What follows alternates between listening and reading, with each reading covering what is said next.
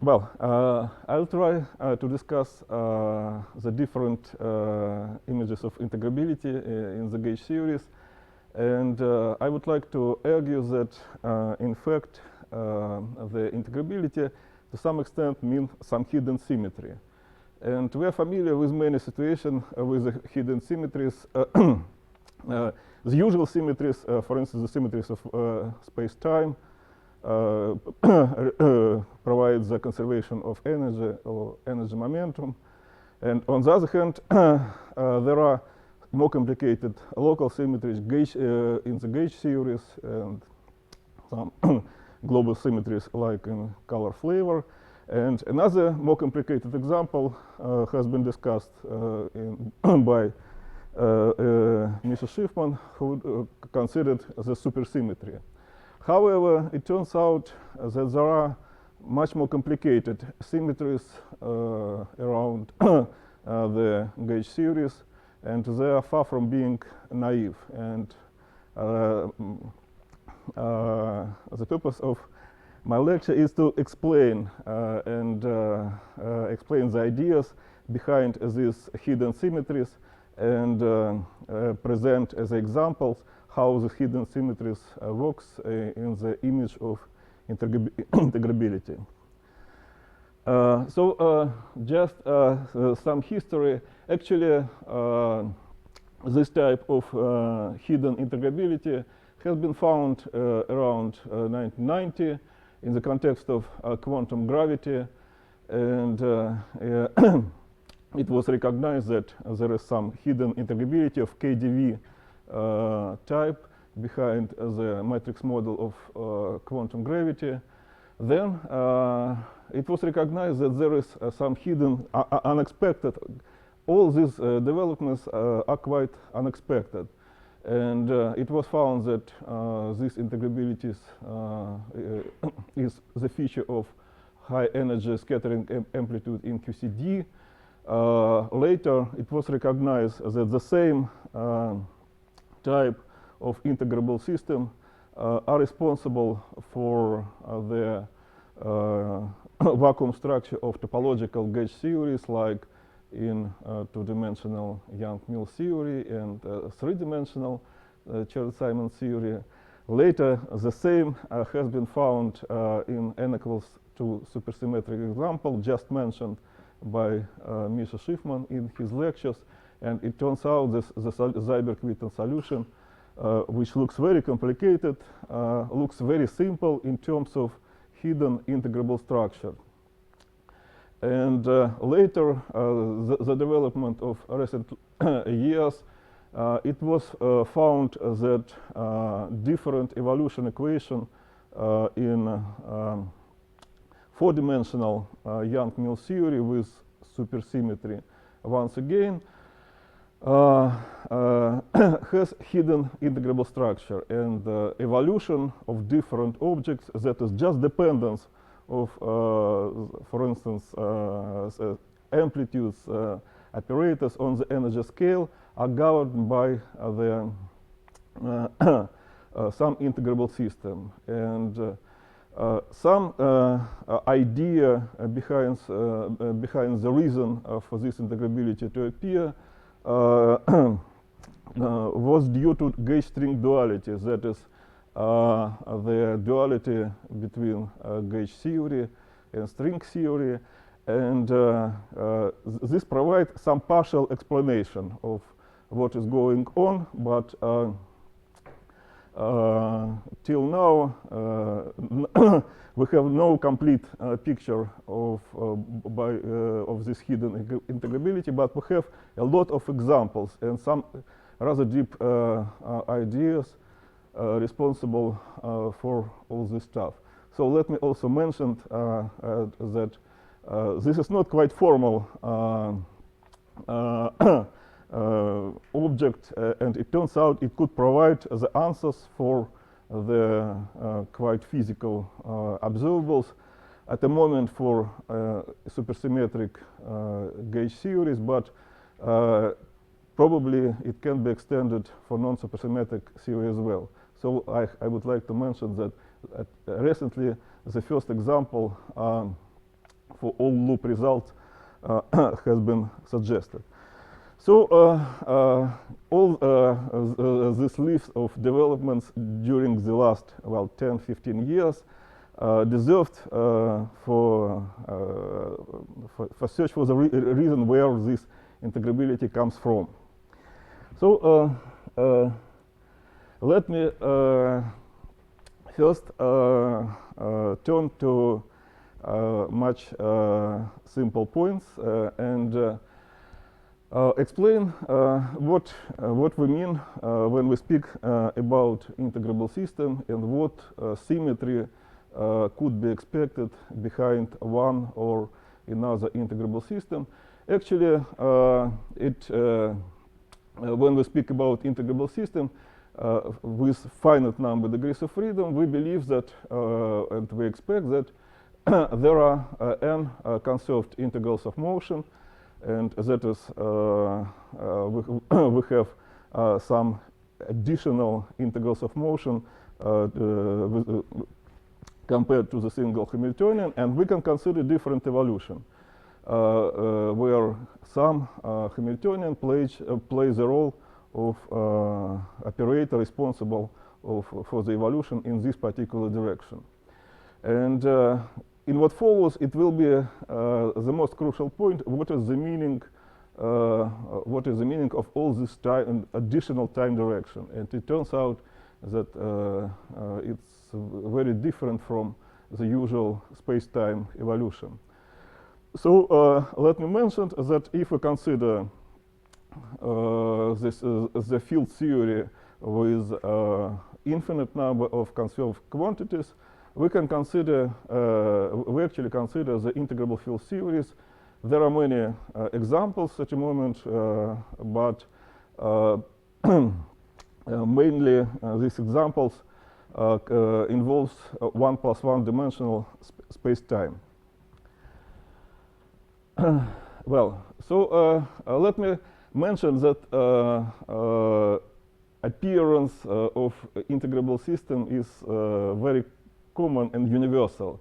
And just as for examples, I would like to mention the appearance of KdV, Kharkevich-de Vries equation, or Kadamtsov-Petriashvili equation. They appear in plasma physics, in hydrodynamics, and as well as two-dimensional quantum gravity, which can be described in terms of so-called matrix model. And on the other hand, these are integrable field theories. It's possible to consider finite dimensional integrable systems. I would like to mention Toda type, Kalodgera, and also some Lodgeners type. They appear in gauge theories in 2, 3, and 4 dimensional, and quantum Hall effect in different geometries, black holes. So they, these systems are very common as well. And finally, once again, very general situation, which I would like to mention, is that when you consider the evolution equations in 4 dimensions of different nature, so we can consider evolution with different energy scales. Typically, in all situations, we find ourselves with spin chain, that is the set of spin degrees of freedom, and at each point of spin chain could live different groups. What is the reason for this universality of the integrable system? The answer is rather simple. And if we consider the theory with some hidden symmetry behind, we would expect the integrability because in almost in all situations, the phase space, that is momenta and coordinate variable in integrable system, are related with some group manifold. This is a central point. And that is in any case when we expect some hidden group structure behind the physical system, It can be effective description or microscopical description of the physical situation.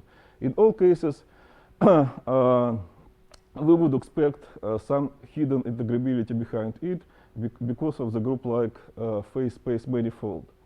Well, just to mention a couple of examples how it's going on. So when we consider some group, for instance, group of rotation, there are several finite dimensional phase spaces related to this group manifold. So this is so-called coadjoint orbit. So the situation, for instance, when we consider the group of rotation, just the fix of the angular momentum of the Casimir corresponding to rotation, this corresponds to coadjoint orbit. There are also more complicated gauge groups. This is so-called cotangent model to the algebra group, and more complicated so-called Heisenberg double.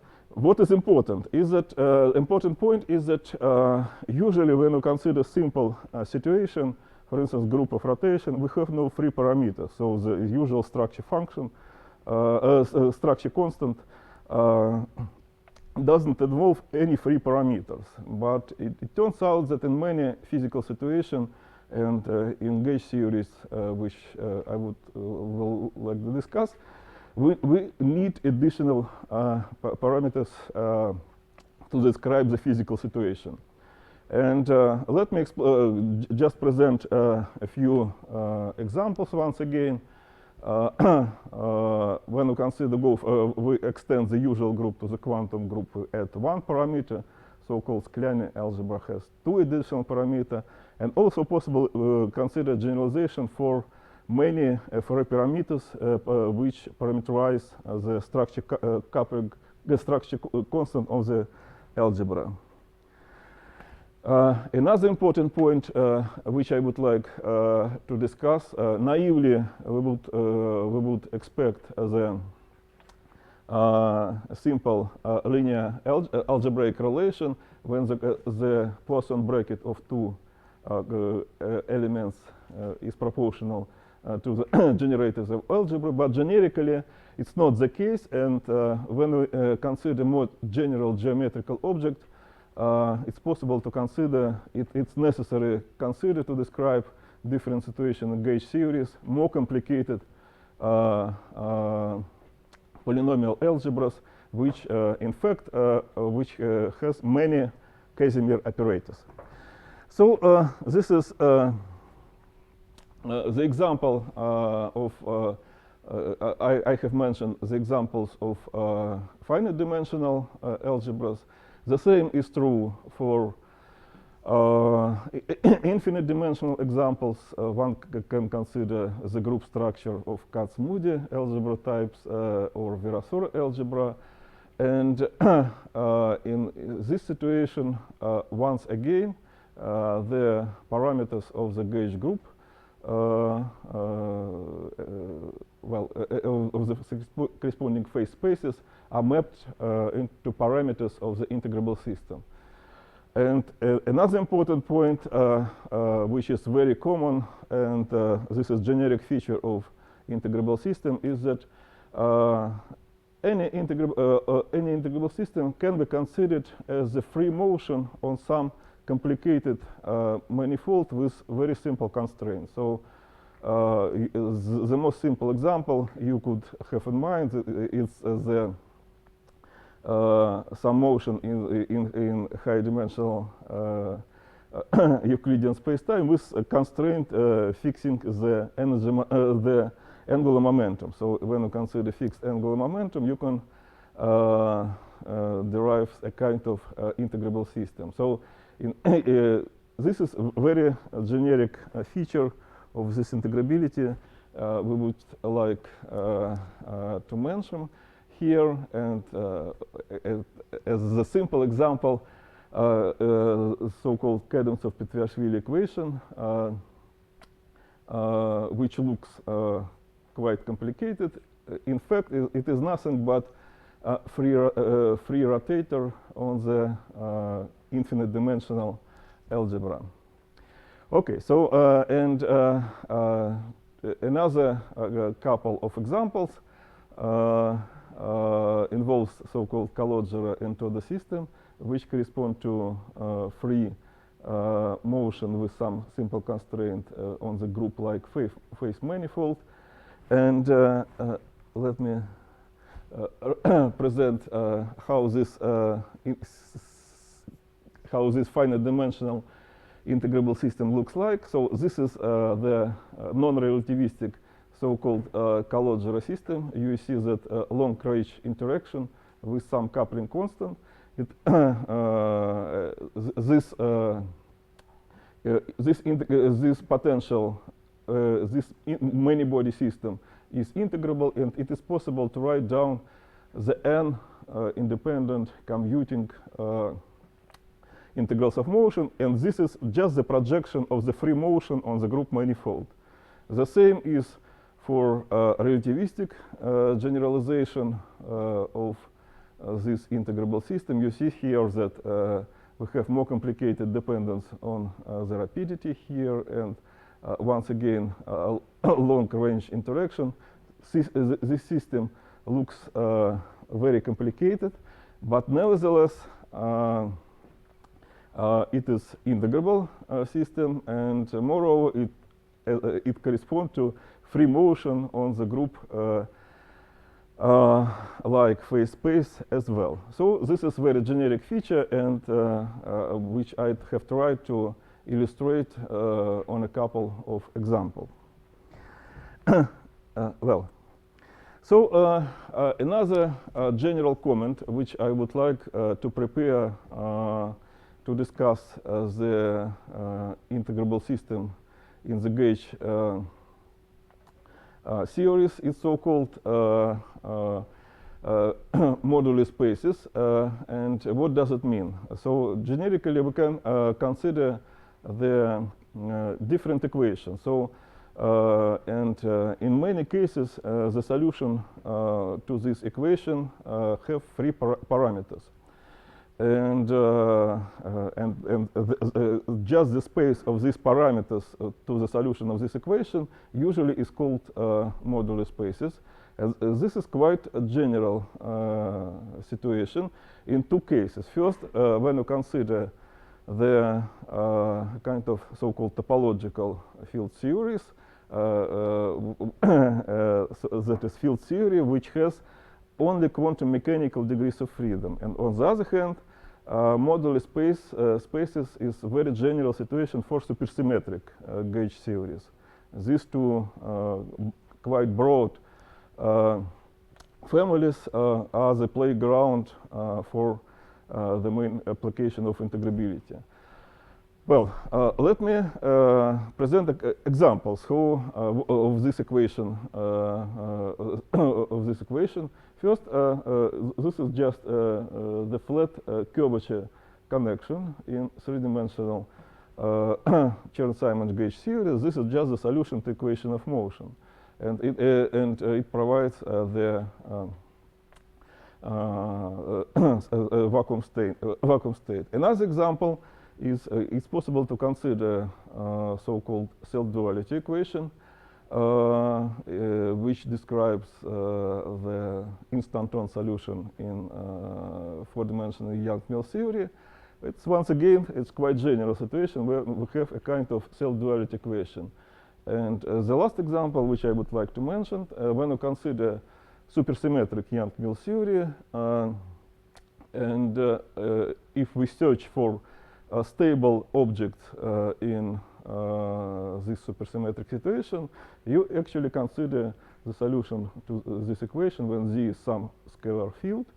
And in all cases, we have non-trivial moduli spaces, and because of the rather rich symmetry groups behind these moduli spaces, they provide the phase space for the integrable system. So the message I would like to present here is that first, integrability is very closely related to the group-like phase spaces, and second point, is that when we have a kind of moduli spaces in the problem, then we could expect integrability. And now let me turn to another comment of generic nature concerns the solution to the integrable system. It turns out that solution to the integrable system can be parameterized by the Riemann surfaces, and generically these Riemann surfaces are of the infinite genus. And what is the meaning of this Riemann surface? This is just related to the complex Liouville toroid. Usually when we have the phase space evolution, so we have some in the real situation we have quite simple curve on the phase space plane, and here in the complex case you have higher genus Riemann surface, and we had a set of points which are just degrees of freedom of this corresponding Riemann surface, which moved on this Riemann surface. And here when we have Riemann surface, of course, when we have family of Riemann surface, we have the corresponding moduli space of complex structures, and it turns out that the moduli space of complex structures are parameterized by the integrals of motions of corresponding integrable system. So summation of a solution of the integrable system is just the integration over the moduli space. Well, so let me now turn, after this preliminary discussion on the general features of integrable systems, let me turn to the appearance and role of integrable systems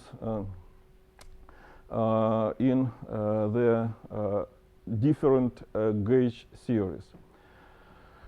Well, first, the example which looks very simple, but in fact it captures some generic features.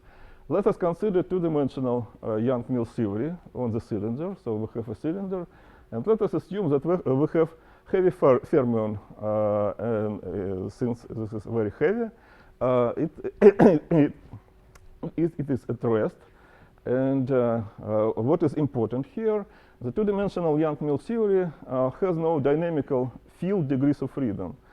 It has only quantum mechanical degrees of freedom, and the number of corresponding quantum mechanical degrees of freedom is related to the rank of the group. And how the integrable system emerges and where it comes from. And it turns out that the phase space of the corresponding integrable system is provided by the topological degrees of freedom, that is holonomy of the gauge field around the compact dimension. So it can be diagonalized, and here we have coordinate for a corresponding integrable system. And conjugated variable is just electric field. And diagonal elements of the electric field can be shown to identified with momenta conjugated to x-i's here. And we know that the standard Young-Mills Hamiltonian is just a square of the electric field, and if we substitute electric field which can be derived from the Gauss law in this situation, we obtained immediately the Calogero integrable system with trigonometric long-range interaction. So you see here the examples how the integrable system emerges on the moduli space. So here we have moduli space related with the corresponding holonomies here, and we obtain the integrable system which governs this evolution. Well, now we find ourselves with the first example when we should be careful to identify the meaning of the time variable in the integrable system. And it turns out that the corresponding first time evolution, simplest time evolution in the integrable system is just the inverse coupling constant. And this is the generic feature which we will meet later. And if we consider the higher times in the Calogera type system, these are just the potentials for the powers of electric field. And the hidden integrability, which I am discussing actually, and the examples which I'll meet later, are just of this nature. So if we consider the space of in topological series, we have a set of different coupling constants and some conjugated Hamiltonians.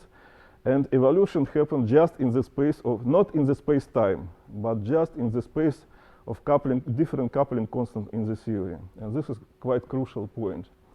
And this is true for topological theories. However, generically, we have a running coupling constant. And in theories with non-trivial evolution of coupling constants, we have additional scale, just the scale where the physics is considered.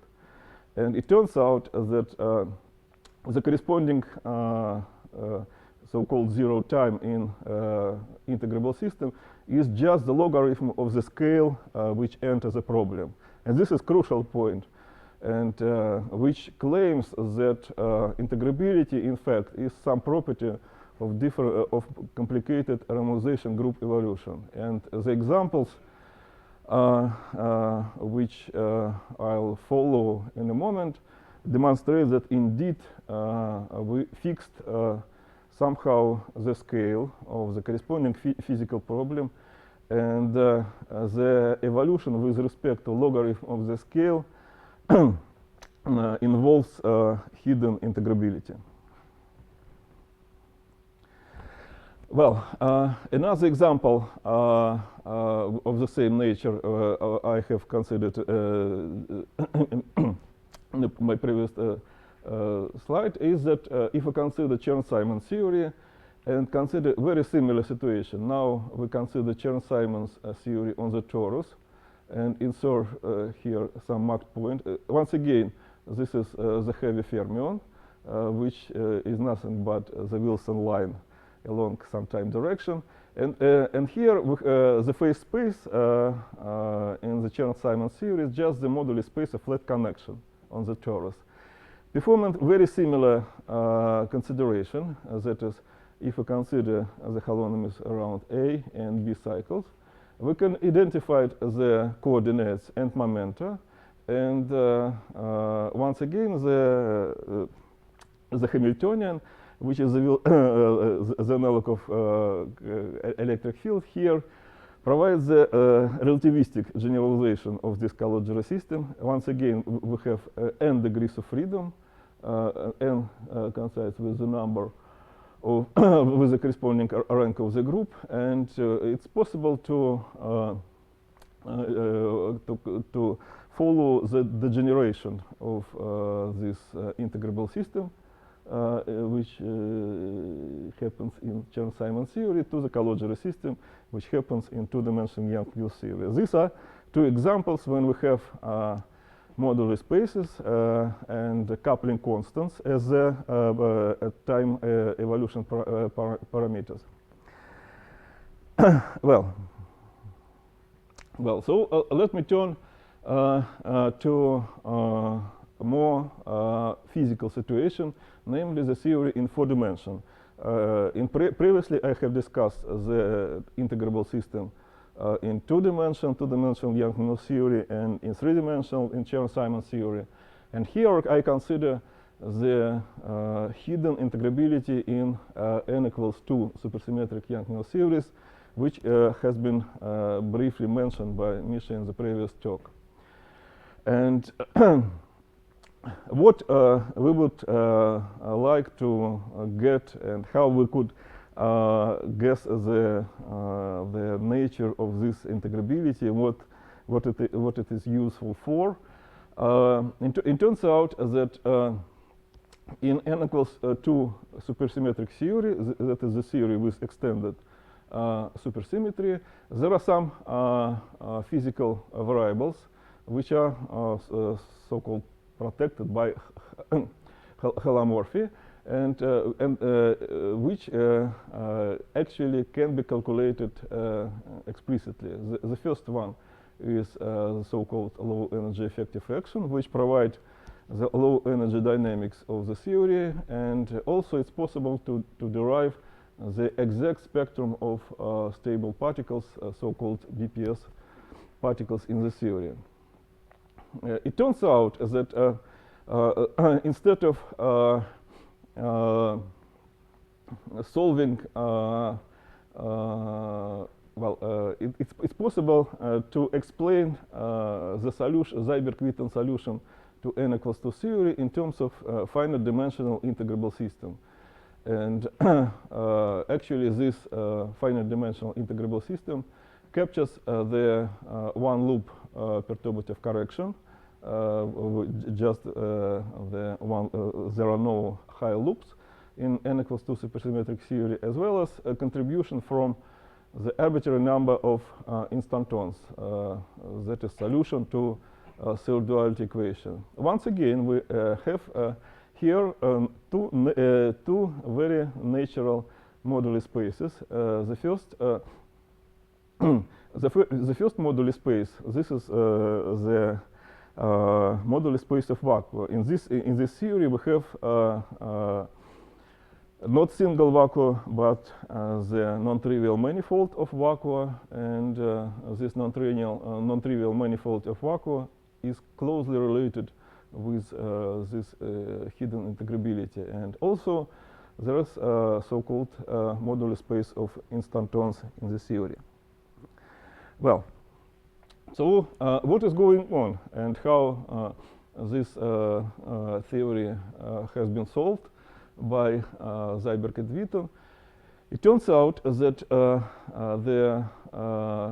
the very solution can be parameterized by the following data. So we have family of Riemann surfaces with different genus, and the parameters of this Riemann surface are mapped into parameters of the vacuum state, namely the set of condensates. So we have non-trivial solution to the vacuum, the equation describing the vacuum state.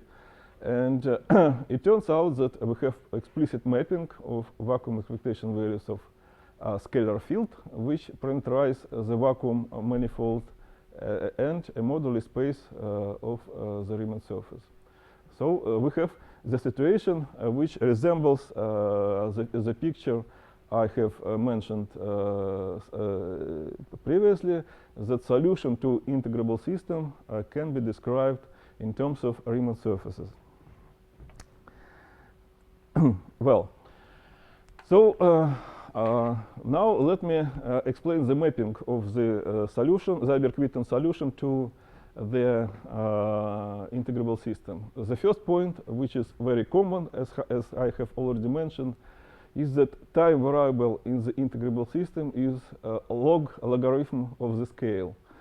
Now, in this problem under consideration, this is the infrared scale, so-called lambda QCD, and with respect to when we consider solution to equation of motion, the motion is with respect to this guy.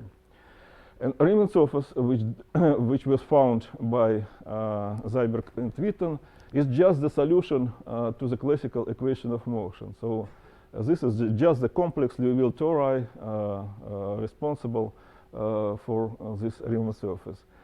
The moduli space of vacuum, that is the space of condensate, is just half of the phase space of the integrable system. And this is, once again, a very general feature. And what was also important, that masses of the stable particles in the Young-Mills theory can be identified with action variables in the different to the system. And let me emphasize that all known n equals 2 supersymmetric gauge theories in 4, 5, and 6 dimensions with different I mean that you can add some quark, additional degrees of freedom to pure gauge theory. All these theories have the relation with some integrable system under the carpet. And let me present here, here you see that if you consider supersymmetric gauge theory in 4, 5, and 6 dimension, and consider Young-Mills theory without additional matter, with adjoint and fundamental representation, in all cases, you can identify the corresponding integrable system. So this is not the accidental, this is the general feature of this n equals 2 supersymmetric gauge theories. Well, now I would like to add something to this identification. Actually, I would like to emphasize that this Riemann surface has quite physical meaning. So, as already have mentioned by Nick, that usually, well, now it is assumed that we are living in 10 dimension, and it turns out that n equals 2 gauge theory, we are living on some high-dimensional hypersurface, a kind of soliton in 10 dimension with 5+1 dimensional volt volume. And the meaning of this Riemann surface, that is solution to integrable system, is very clear. Our brain, which we are living on, is wrapped around this Riemann surface and cover the usual Minkowskian space-time. So this is a very physical object from the 10-dimensional point of view. Well, also it's possible to derive this integrable system just from the instanton moduli spaces. This derivation needs much more complicated technique, but nevertheless it's possible to derive the same integrable system, that is the same Riemann surface, starting considering the integrable evolution on the instanton moduli space. And so let me comment here that once again we see that time variable in the integrable evolution correspond to a renormalization group scale, and here we have some non-trivial modular spaces behind the problem. Well, it was recognized that, well, it's more recent development. It occurs that it's possible to consider the renormalization group evolution in more supersymmetric theory. I mean the theory with largest possible supersymmetry in 4 dimensions. It's so-called n equals 4 supersymmetric theory.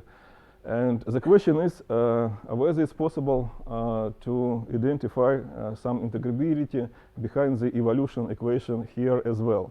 And the answer is positive. And here the time variable is once again the logarithm of some scale. But now this is just the scale of ultraviolet cutoff. In previous example of n equals 2 supersymmetric Young-Mills theory, I have mentioned that this is the infrared cutoff of the theory, and here it is just ultraviolet cutoff of the theory. And what is going here, and what is integrability in this situation responsible for? Well, the answer is as follows. So it's possible to consider, we know that in different gauge theories, and this is a generic situation for not even in gauge theory, in every theory, it's very convenient to consider the different operators and randomization properties of these operators, that is investigation how they behave when we change the scale of the theory. And the well-known example is when we consider deep inelastic scattering, which is well-known process in QCD.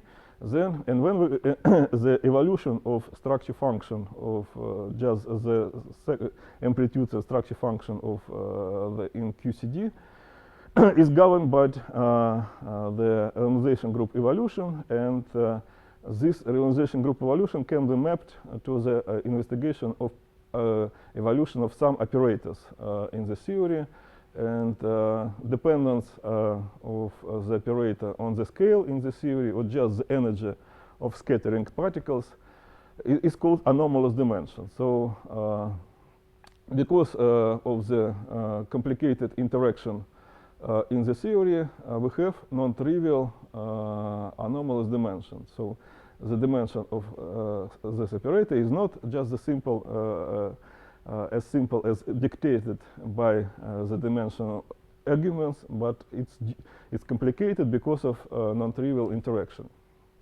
What is going on? So let us consider some operator which could involve many fields. This guy could be, well, it could be scalar field, it can be gluon energy gluon stress tensor, or some fermionic fields, and consider the dependence of this evolution of this operator on the energy scale. It turns out that in the simplest example, for instance, when these guys are related to just some complex scalar field, the evolution, that is one loop dependence of this field on the scale, here we have a kind of evolution, and you see that here we have non-trivial exchange by gluons here, and here we have some non-trivial interaction due to self energy. Summing all these perturbative graphs in the theory correspond to diagonalization of some non-trivial Hamiltonian. And this Hamiltonian is nothing but the well-known Heisenberg spin chain. So we have just spin chain when spin can be up and down, and we have interaction between nearest neighbors.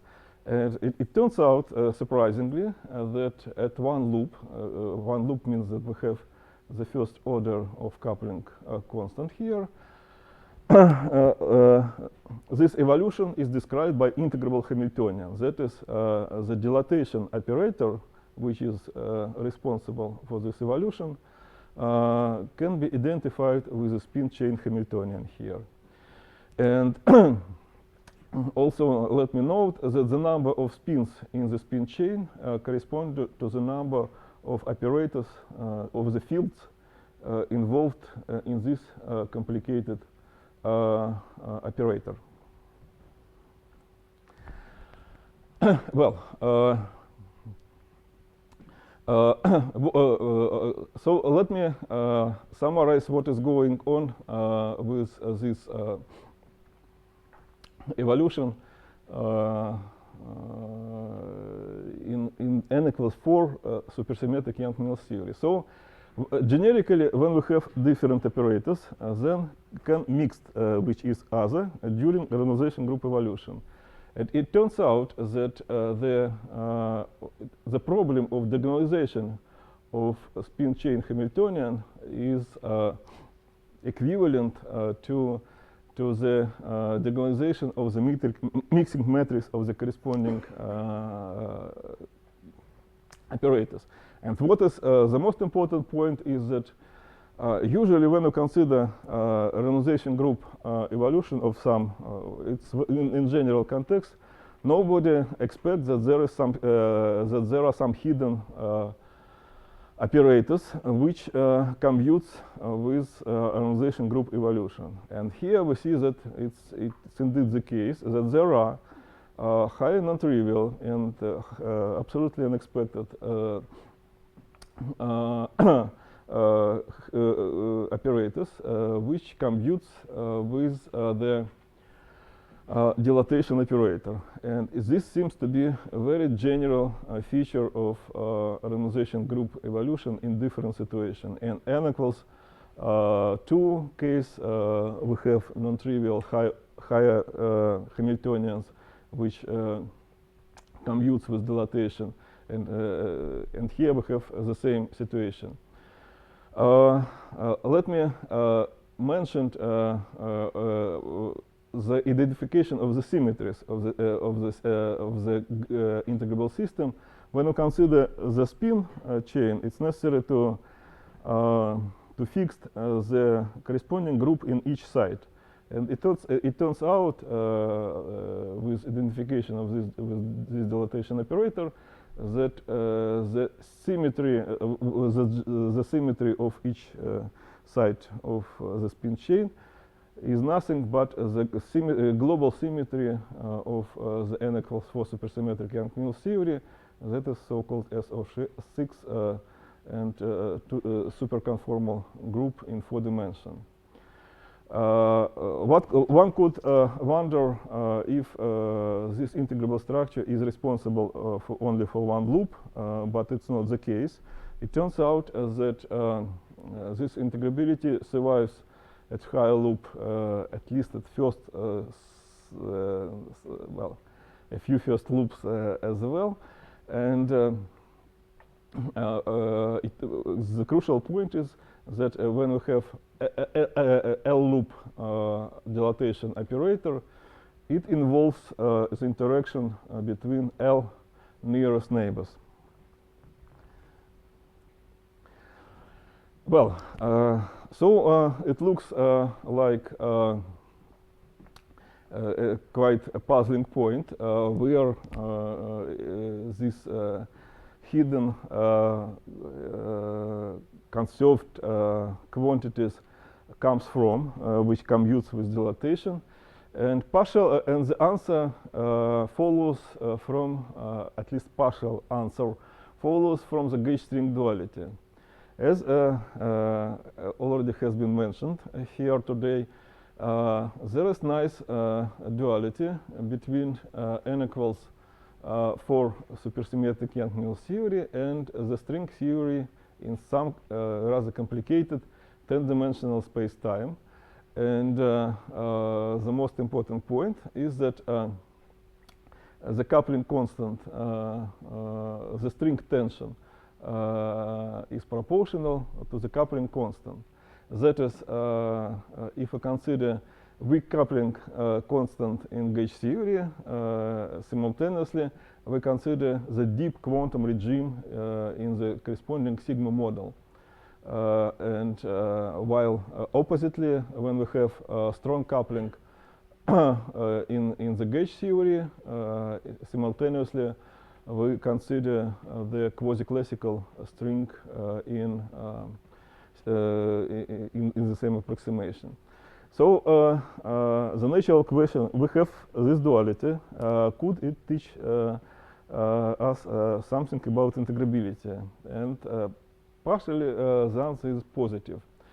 It is as follows. So this is quite general phenomena concerning the two-dimensional sigma model, that for very symmetric spaces, this sigma model is classically integrable. Here it's the same, and if you consider two-dimensional sigma model with this background, it is a classically integrable system. So indeed, it possesses a lot, actually infinite number of conserved quantities. And in a moment, I'll comment the most crucial identification. The Hamiltonian of the string on the stringy side can be identified with the dilatation operator in the gauge theory. This is the heart of this integrability correspondence, and this is extremely important point. That is, all hidden symmetries, hidden operators in the sigma model, which commute with Hamiltonian in the string theory, correspond to the hidden operators which commute with dilatation operator in the gauge theory.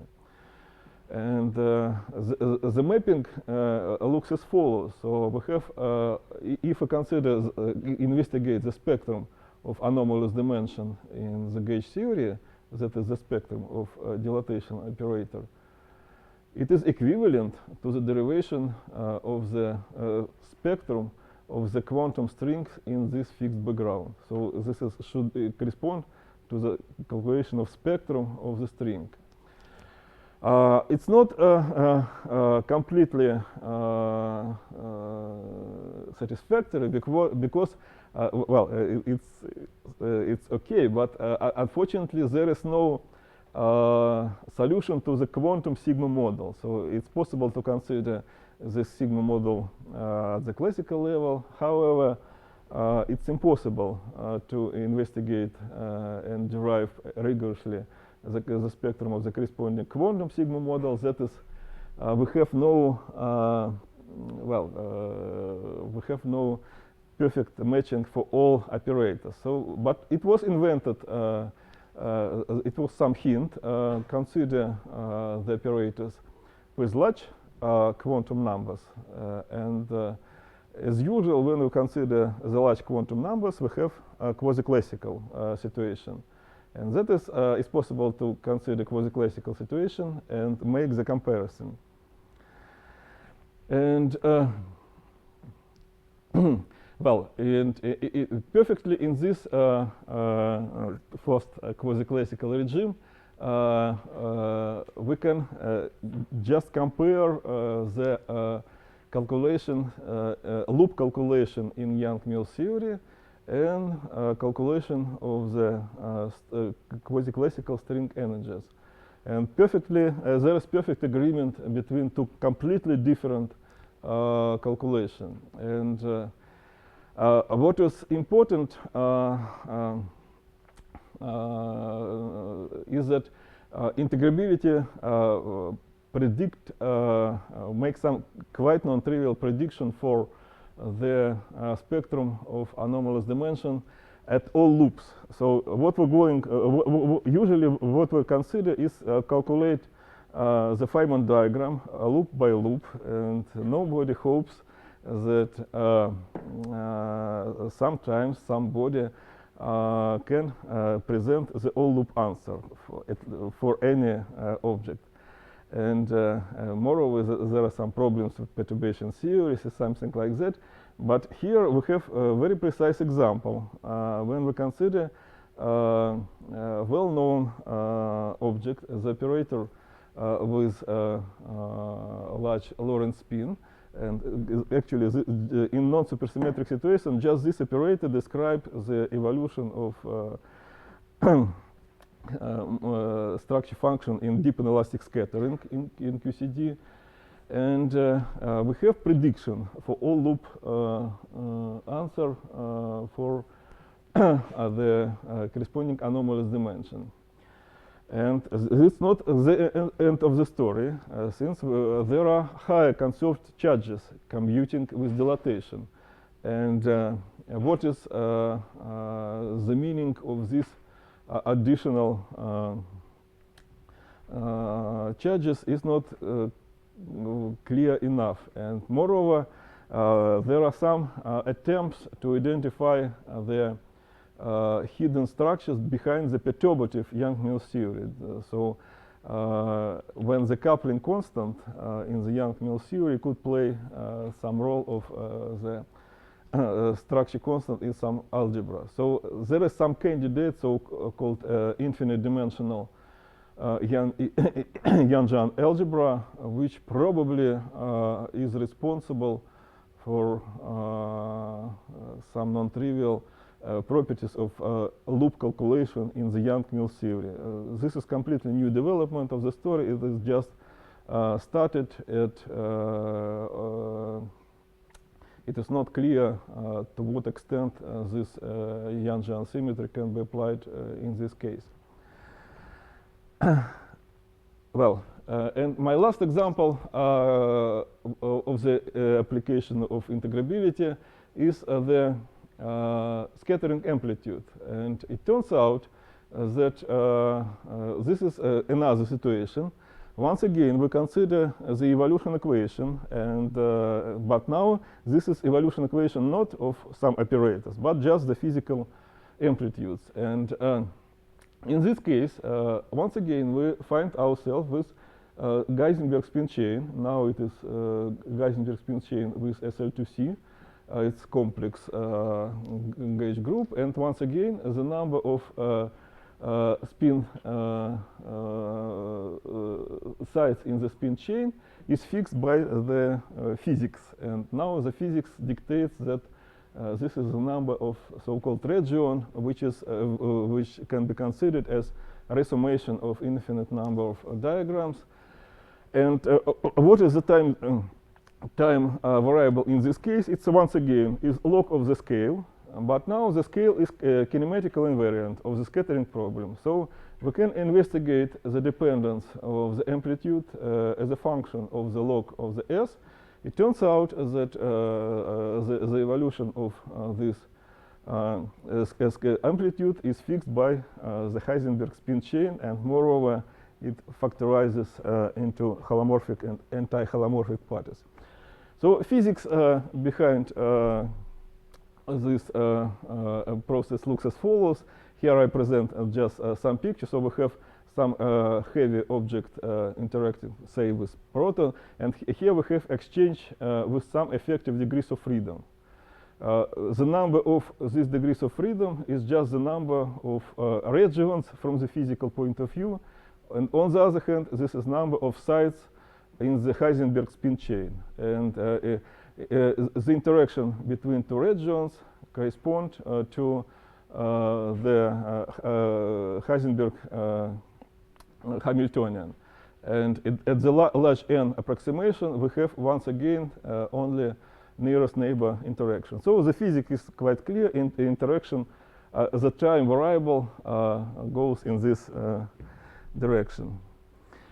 And so the integrability here is once again is the property of the evolution equation. And if we calculate the spectrum of Hamiltonian with k sides, then the spectrum or intercept in QCD terms provides the asymptotic behavior of the amplitudes in the region. X is kinematical variables which involve the problem. So you see that here integrability helps a lot. So if it would be possible to generalize this one loop result to higher loops, it would be very important. So however, in this situation, just a few points is known. So it's unclear once again what is the meaning of high conserved charges, what is their influence on the amplitudes, and in case of anomalous dimension, we know the matching between one loop calculation and stringy calculation. Here we have no such mapping, and it's very important to it would be very important to recognize the corresponding stringy configurations. There is some recent progress in this direction. However, it's not clear, and there is no identification similar to the anomalous dimension case. That is, string energy is related to anomalous dimension. Here we have no similar relation yet. So let me come to conclusion. So I would like, I have tried to convince you that integrability is quite general phenomena behind the evolution equation when we have time variable in integrable system, which is log of the scale and different moduli spaces. So when we have topological theory, we have coupling constant as a time variables in the integrable evolution. When we have physical gauge theories, the corresponding time evolution is log of the scale. The next point which I would like to mention is that there is perfect matching between gauge string duality when it is possible. Also there is to my it seems that it's serious achievement that first prediction for all loop answers in n equals 4 super young mills, as well a prediction, actually it's prediction for some hidden symmetries in perturbation theory in young mill theory. And let me conclude that it's certainly just the very beginning of the long story, since just the first contours of the general situation, and a lot to be done. Thank you.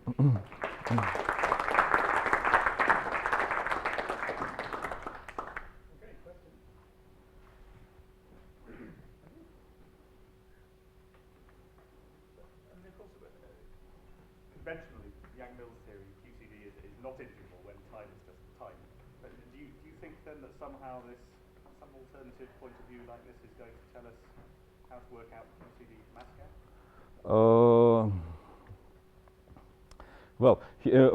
Here I consider the situation when we have, you can consider just the evolution in usual QCD. When we have log, the anomalous, one loop anomalous dimension in QCD are governed by the Heisenberg spin chain. So, but in the usual QCD, because of the mass gap, we have, naively, we have one loop integrability. Nobody knows exactly what is going on for higher loops in QCD. And it's not, this is okay for n equals 4, but at the moment only one loop integrability in QCD. We'll wait and see. Any more questions? Okay, let's thank Alexander again.